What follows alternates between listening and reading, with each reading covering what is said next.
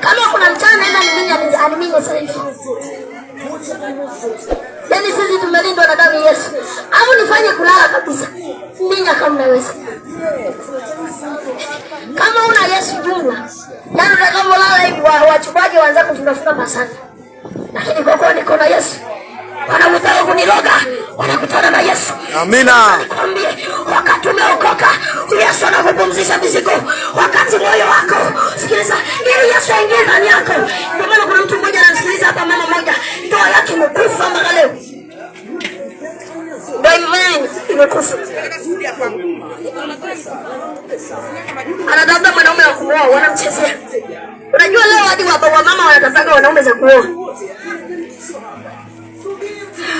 Maisha ya dhambi, wakati unatenda dhambi, ni mlango wa shetani kuja kukunyanyasa. Lakini wakati unatenda mema, ni njia ya Mungu kuja kufungua miguu yako, ambayo kila ukipata hela leo zinaenda wapi?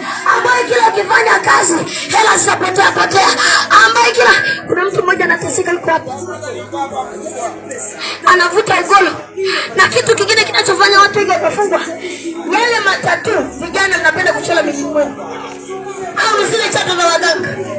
Ni mwenyewe wakati Mungu ananiita, zile chata za waganga zilikuwa, sikiliza, chata zile ambazo mganga anakuchachacha na viwapi, zina maagano mazito sana. Mimi nimeteseka, nimeitwa nikiwa mdogo sana.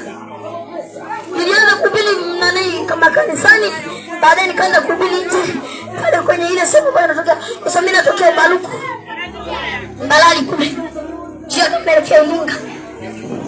Mimi nimeitwa katika hali ngumu sana, na hata hapa najiamini, nasema kama kuna kuja uweze niroga.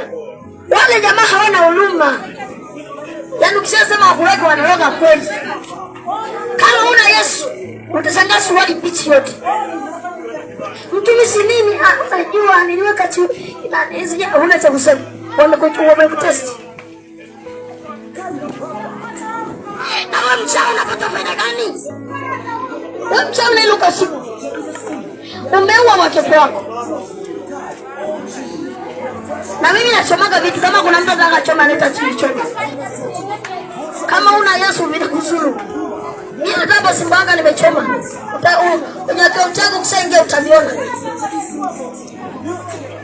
Sikiliza. Yuko mtu mmoja mwanaume akiingia kwenye mtu, anampepea mizigo. Wewe unaiteswa na mizimu, wewe unaiteswa na usiku, unalala kwa taabu. Kuna mtu mmoja mwanzo alikuwa na hela, yuko hapa. Kipindi cha mwanzo alikuwa na pesa nyingi, lakini toka aliposikiza sasa hivi hana hata 100. Yaani mtu baka anauza manochi, anauza hadi TV, godolo, anaenda kunywa pombe, anaingia bala na kunywa vikonya kina master vipia kwa waganga. Mimi nimechanjwa na waganga, anasema hivi, na kuona nyota yako imeibiwa, sijui kaka kitabu, na yeye nyota yake imeibiwa, ndio maana anataka nini eti na kuona nyota yako imeibiwa. Sikiliza, ukiacha wewe kijana kuvaa mleke, tena Mungu atakutokea. Ukiacha kuvuta masigara ugolo, tena ugolo mwingine unatumbukiza puani, mwingine unaweka mdomoni. Yaani jimbi Mungu asaidie sana. Yaani eti Mungu nibariki pesa. Mungu anaangalia huyu mtu, anasema nimbariki pesa. Halafu